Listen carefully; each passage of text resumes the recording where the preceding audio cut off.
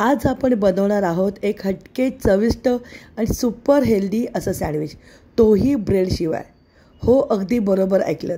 ब्रेडशिवाय आपण अगदी सँडविचसारखं लूक असलेलं मुगाच्या डाळीपासून असं हे सँडविच बनवत आहोत. तर चला बनवायला सुरुवात करूया. तुम्ही इथे मुगाची डाळ वापरू शकतात. मी अख्खे मूग घेतलेत, रात्रभर याला छानपैकी भिजवून घेतलेत.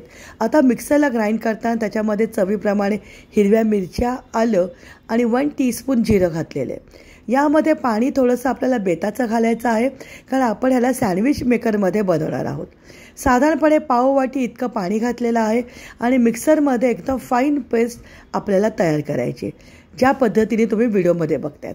आता यामध्ये एक फाईन चॉप केलेला मी कांदा घातलेला आहे. लक्षात घ्या, हे जे बॅटर आहे हे खूप जास्त आपल्याला पातळ नको आहे.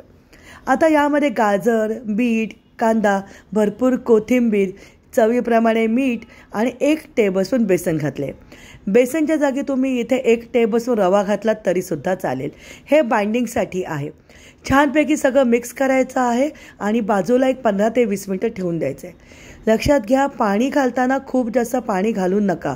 खूप पातळ जर हे बॅटर असेल तर सँडविच मेकरला हे चिटकून जाईल. आता आतलं स्टफिंग करण्यासाठी मी इथे सोया पनीर घेतले, त्याला कुस्करून घेतले, चवीप्रमाणे मीठ आणि मिरी पावडर घातले. जर तुम्हाला सोया पनीर नको असेल तर साधं पनीर घेऊ शकतात. यासाठी तुम्ही साधी चीजची स्लाईससुद्धा वापरू शकतात. हे झालं आतलं स्टफिंग. आता माझ्याकडे हे मॅन्युअल गॅसवरती बनवण्याचं टोस्टर आहे. त्याला इथे दोन्ही बाजूंनी आपण ग्रीसिंग करणार आहोत. आता डाईटसाठी स्पेशल बनवल्यामुळे मी भरपूर तेल वापरलं नव्हतं. तेलाच्या जागी तुम्ही बटर किंवा तुपाचा वापर करू शकतात. ग्रीसिंग करून घेणं गरजेचं आहे, नाहीतर हे खाली चिटकून जाईल. आता तयार झालेलं हे मुगाचं बॅटर होतं, हे आपल्याला पातळ खाली पसरून घ्यायचं आहे. खूप जास्त घट्टसर असेल तर थोडंसं पाणी घ्या. पातळसर पसरून घेणं गरजेचं आहे, कारण मध्ये आपण स्टफिंग घालणार आहोत. जाडा जर लेअर केला तर मधलं जे स्टफिंग आहे हे भरणं थोडंसं कठीण जाईल. दोन्ही बाजूला पसरून घेतल्यानंतर जे आपण स्टफिंग तयार केलं होतं पनीरचं, ते फक्त मध्ये आपल्याला स्टफ करायचं आहे. जर तुम्ही चीजची स्लाईस ठेवणार असाल तर मध्ये तुम्ही तीसुद्धा ठेवू शकतात. मध्ये फिलिंग टाकल्यानंतर वरती परत आपल्याला पातळ लेअर ह्या मुगाच्या बॅटरचं टाकायचं आहे. आता हे स्टफिंग टाकणं कंपल्सरी आहे का? तर अजिबात नाही. जर तुम्हाला प्लेन बनवायचं असेल तर तुम्ही साधंसुद्धा बनवू शकतात. वरती पातळ लेअर परत ह्या मुगाचा तयार केलेल्या बॅटरचा लावून घेतलेला आहे. ज्या पद्धतीने तुम्ही व्हिडिओमध्ये बघतायत तसंच करून घ्यायचं आहे. आता जी वरची बाजू असेल टोस्टरची, त्यालासुद्धा तेलाने ग्रीसिंग केलं होतं. गॅसवरती मध्यम आचेवरती साधारणपणे 6 ते 7 मिनटात हे तयार होतं. बघा, थोडंसं झाल्यानंतर त्याची बाजू पलटून दुसऱ्या बाजूने सुद्धा आपल्याला करून घ्यायचं आहे.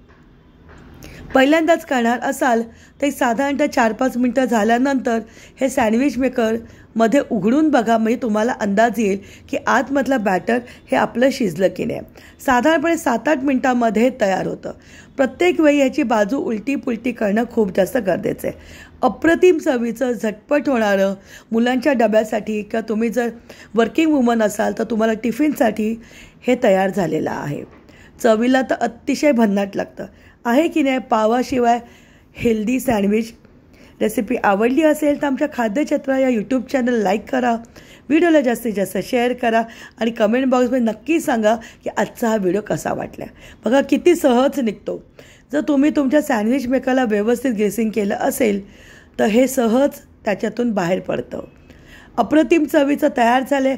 गरमागरम खायला तर छान लागतंच, पण तुम्ही याला थंडसुद्धा सर्व करू शकतात. हवं असेल तर सॉसबरोबर सर्व करा किंवा हिरव्या चटणीबरोबर सर्व करू शकतात. बरोबर मी टॅमॅटो केचप आणि भरपूर सलाडनी हे सर्व केलं होतं.